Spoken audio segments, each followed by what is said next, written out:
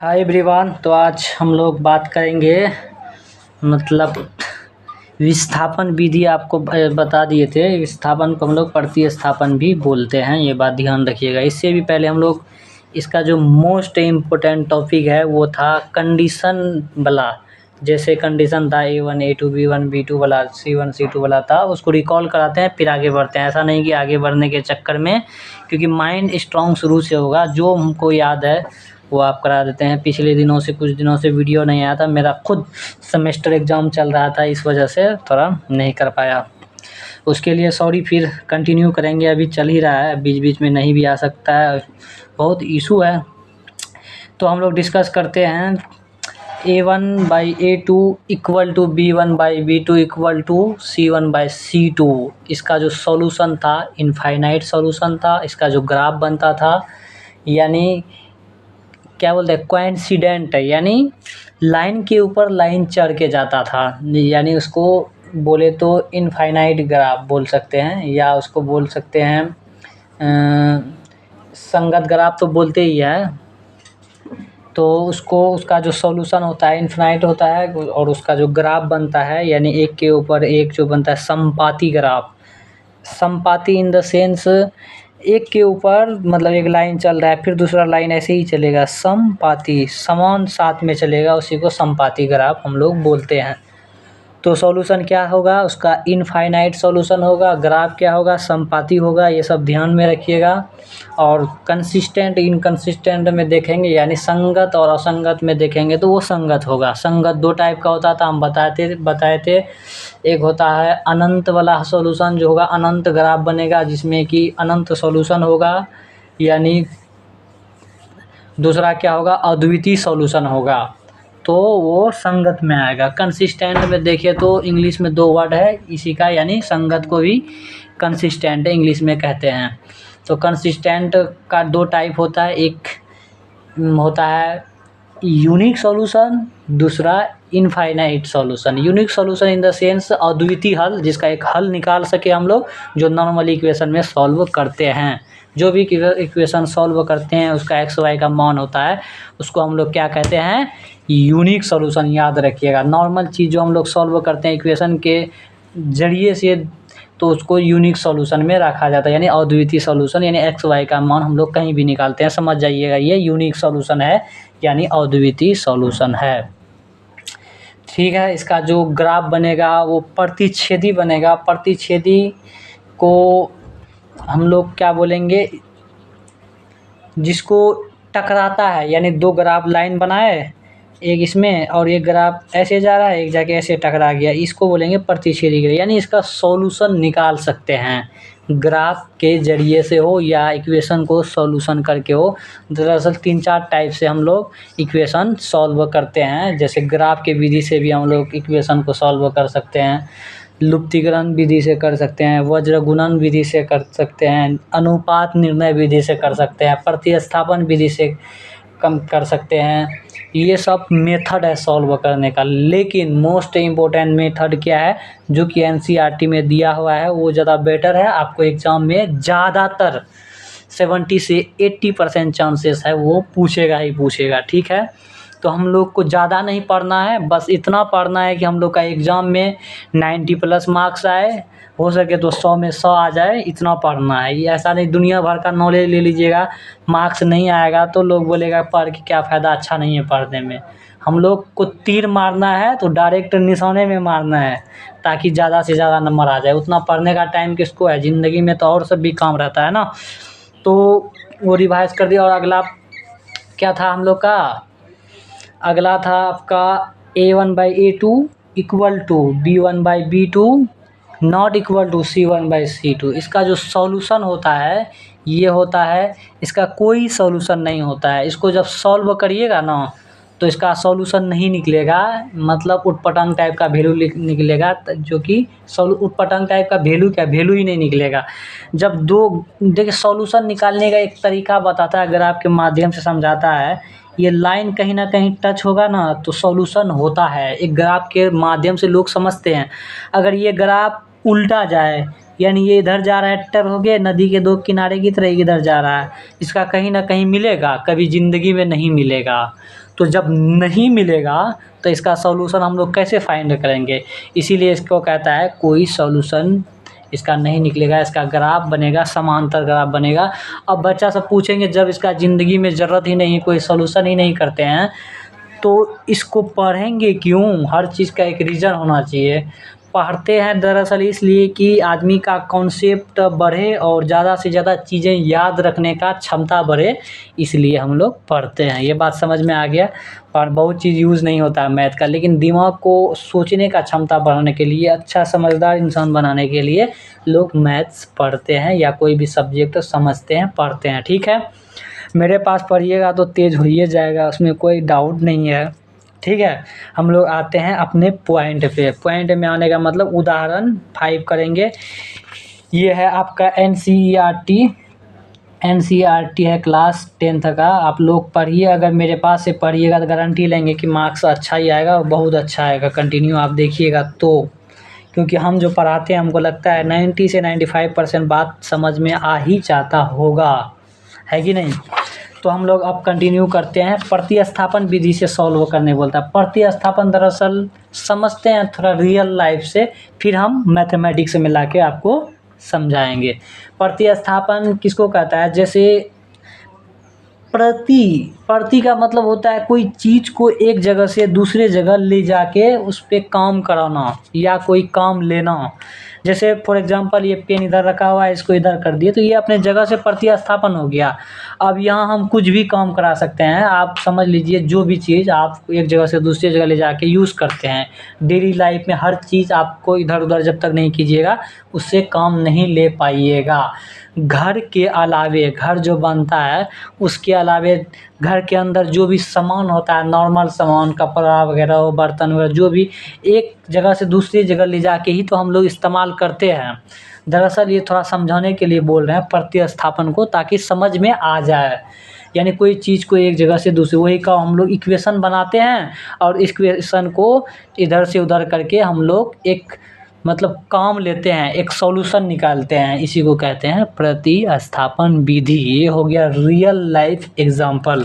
ठीक है, तो क्या बोलता है एनसीईआरटी, आफताब है और उसकी पुत्री है। पहली बात तो हम लोग मान लेंगे, लेट इंग्लिश में ही लिखते हैं, आप लोग हिंदी में जिसमें लिखना हो लिख लीजिए, क्योंकि बोलते तो हिंदी है ना। आफताब का एज मान लेते हैं x वर्ष है। ठीक है, और उसके जो डॉटर है, उसके डॉटर का एज कितना है, y वर्ष है। ठीक है, अब क्या कहता है अकॉर्डिंग टू क्वेश्चन कहता है आफताब अपनी पुत्री से कहता है 7 वर्ष पहले। ये दो आदमी का जब बात करे ना, कभी भी समझिए कंपैरिजन कर रहा है एक दूसरे से। आपको समझ में नहीं आ रहा है, वो अपने बेटी के बारे में बोल रहा है, आफताब अपने पुत्री से 7 वर्ष पूर्व या बात, यानी एक कंपैरिजन का बात करता है। जब भी कंपैरिजन का बात हो तो आप एक लिखिए क्या x, एक लिखिए थोड़ा दूर में y, बीच में दीजिए बराबर। इसका मतलब ये है ये दो चीज़ में हम लोग कंपेयर कर रहे हैं। कंपेयर करने का एक सिंपल तरीका मैथमेटिक्स में होता है, इक्वल टू का साइन बीच में दीजिए और जो भी बोलता है, इंस्ट्रक्शन से देता है, उस पर काम कीजिए। हम लोग काम करते हैं क्या, 7 वर्ष में उसका बाप बोलता है 7 वर्ष पूर्व, यानी आफताब साहब बोलता है 7 गुनी आयु का था, यानी अपनी बेटी से 7 गुना उसका उम्र था आफताब साहब का। आप बोलेगा कि मैथमेटिक्स में कैसे लिखेंगे, कितने वर्ष बाद बोल रहा है, 7 वर्ष, क्या बोलता है 7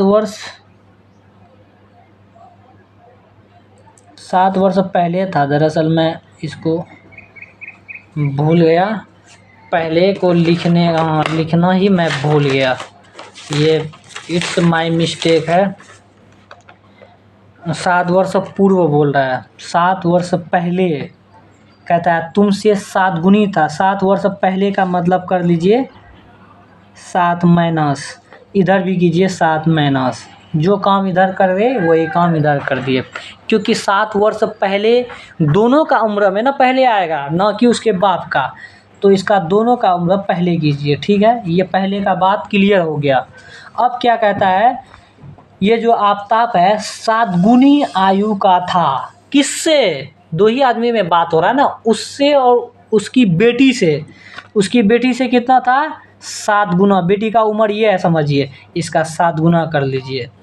क्यों 7 गुना करें? अब आप बोलिएगा कि इसको कैसे मान लेंगे कि 7 गुना बड़ा, इससे हम निकाल सकते हैं। अब जब ये इधर आ जाएगा ना, ये माइनस हो जाएगा। माइनस हो जाएगा तो जाहिर सी बात है उससे 7 गुना कम हो जाएगा। ठीक है, कितना था? अब लिखिए x minus 7 equal to 7y हो जाएगा, मल्टीप्लाई हो गए और 7 सत्ते 49। अब देखिए x माइनस, ये प्लस है इधर आ जाएगा तो ये माइनस हो जाएगा 7y equal to minus 7y और ये हो जाएगा प्लस 7, है कि नहीं। अब क्या जाएगा? x minus 7y equal to 49 में से 7 घटेगा माइनस 42, हो गया ना। तो इसको चाहे तो आप इधर ला सकते हैं उधर, क्योंकि हमको सॉल्व करना है। इसको मान लेंगे इक्वेशन 1, यानी हम लोग एक इक्वेशन को तैयार करने में सक्षम हो गए। अगला बात सुनिए, नेक्स्ट अगला क्या बोलता है।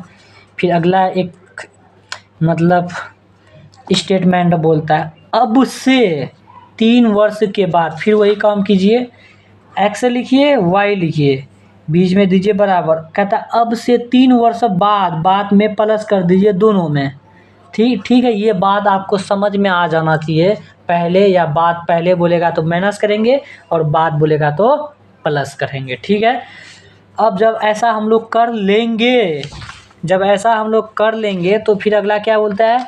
3 गुनी आयु का रह जाऊंगा। रह जाऊंगा कौन बोलेगा साउंड के साथ? बेटी तो नहीं है ना बोलेगी रह जाऊंगी बोलता तब ना कुछ सोचते हैं। रह जाऊंगा बोल रहा है तो समझ लीजिए बाप ही बोल रहा है। किससे? अपनी बेटी से 3 गुना रह जाएगा। कब? जब 3 साल बाद, अभी का यानी प्रेजेंट मतलब वर्ष को कंपेयर करेगा 3 साल बाद में, तब वो 3 गुना रह जाएगा। जब ऐसा होगा तो हम लोग क्या करेंगे? x प्लस 3 इक्वल टू 3 को y से मल्टीप्लाई किया, 3y प्लस 3 3 जा 9, x minus 3y equal to 9 minus 3, x minus 3 equal to 9 में से 3 जाएगा, कितना बचेगा? 6। जब ये इक्वेशन हो गया 2 आपका रेडी। ठीक है, दिखाई पड़ रहा है ना। अब तो आप आसानी से सॉल्व, मेन ये इक्वेशन बनाना इम्पोर्टेंट रहता है। इक्वेशन बना लिए तो आपका बहुत चीज़ सॉल्व हो गया। अब हम लोग इसमें सीखे क्या? पहले बोलेगा तो माइनस लगाना है, बाद बोलेगा तो प्लस लगाना है। अब बोलेगा हम सोहन रोहन से 4 गुना बड़ा है, तो हम लोग क्या करेंगे? 4 गुना किससे बड़ा है? रोहन से, तो रोहन में मल्टीप्लाई करेंगे जब कंपेयर करेंगे तब। इसी तरह एग्जांपल किसी से भी समझ सकते हैं, राम श्याम से 4 गुना बड़ा है, तो x लिखिएगा, श्याम को y लिखिएगा, उससे 4 गुना ले आगे कर दीजिएगा, फिर इधर लाके माइनस कर दीजिएगा। एक फॉर्म निकलता है बड़ा छोटा कहने का, किस में? मैथमेटिक्स में। समझ में आ गया? जब इसको हम लोग सॉल्यूशन करेंगे, अब लिखेंगे समीकरण 1 तथा 2 से जब ऐसा करेंगे तो लिखिए, पहले इसको जमा करते हैं एक साथ। माइनस 42 है, दूसरा क्या है? x minus 3y equal to 6 है। ठीक है, जब इसको सॉल्यूशन करेंगे तो माइनस करेंगे, माइनस प्लस ठीक आता है। अब माइनस क्यों किए? देखिए हम x को आसानी से काट सकते हैं, है कि नहीं। जब हम लोग क्या करेंगे, मैथमेटिक्स सीखेंगे, एक तरह का ट्रिक भी सीखेंगे कि जल्दी सॉल्व कैसे करेंगे ताकि एग्ज़ाम में आसानी हो सॉल्व करने में। तो ये देखिए प्लस है, ये हो गया माइनस, तो ये कट जाएगा तो ये जो ऊपर वाला चिन्ह होता है ना, ये इनवैलिड हो जाता है। हम लोग को नीचे वाला चिन्ह देखना, यानी 7 में से 3 जाएगा, प्लस 3 है ना, तो बचे क्या माइनस 4y। इधर माइनस है ना, 42 में से 6 जुटेगा, कितना होगा? 48 यानी 48। तो हम लोग क्या करेंगे? माइनस हटा लेंगे तो 4y इक्वल टू क्या हो गया? 48। अब क्या करेंगे? तो y इक्वल टू क्या करेंगे? 48/4, यानी 4 एकम 1 4, 4 दूना 8, यानी y इक्वल टू 12 वर्ष हो गया। ये जो 12 वर्ष हुआ एक y का मान निकला, ठीक है। देखते हैं अब अगला क्या है। y का मान आप कोई भी इक्वेशन में रखिए, आपका आसानी से मान है। हम समीकरण 2 में रखेंगे क्योंकि यह हल्का समीकरण है, तो आपको यहाँ साइड में दिखाते हैं रख के। तो आप लोग लिख सकते हैं y का मान, मतलब समीकरण 2 में रखने पर, ठीक है, क्योंकि जगह नहीं है, टाइम भी बहुत ज़्यादा हो रहा है। तो x minus Y equal to क्या है 42। तो y का मान कितना आया है, x माइनस वाई का मान 12 इक्वल टू माइनस 42। तो x माइनस 12 सत्ते 84 इक्वल टू माइनस 42। अब x ये प्लस 84 उधर जाएगा तो माइनस है तो प्लस हो जाएगा, प्लस 84 माइनस 42। तो x माइनस, तो क्या होता है 84 में से 42 घटाइएगा, 42 साल बचेगा, यानी 42 वर्ष हो गया। यानी ये जो हम लोग मानते हैं ये प्रेजेंट वर्ष मानते हैं। यानी हम कहने का मतलब है, क्वेश्चन क्या कर रहा है कि यहाँ का बीजगणित ग्राफिक रूप से व्यक्त कीजिए। एनसीईआरटी में व्यक्त नहीं करा है, ऐसा बोला है। आप चाहे तो ग्राफ विधि से इसको दिखा सकते हैं, ये एक मनोरंजक बात है। तो हम लोग का जो अभी जो हम लोग मानते हैं ना, वो प्रेजेंट वर्ष से कंपेयर करके मानते हैं, अभी का साल से कंपेयर करके मानते हैं। अगर बोलता है 5 साल बाद का बताओ कितना गुना हो जाएगा, तब हम लोग कोई सोचते हैं। तो हम लोग प्रेजेंट का चीज़ को ज़्यादा ध्यान में रख करके मानते हैं। यानी ये पूछ रहा था, यानी अभी जो उम्र होगा इसका आफ्ताब का, वो होगा आपका 42 साल, और उसकी बेटी का जो उम्र होगा वो होगा 12 वर्ष। ये आपको समझ में आना चाहिए। ये आ गया, हमको लगता है हम समझाने में सक्षम हो गए, अच्छा से समझा दिए। तो यही हम लोग का कहना था, यही करना था।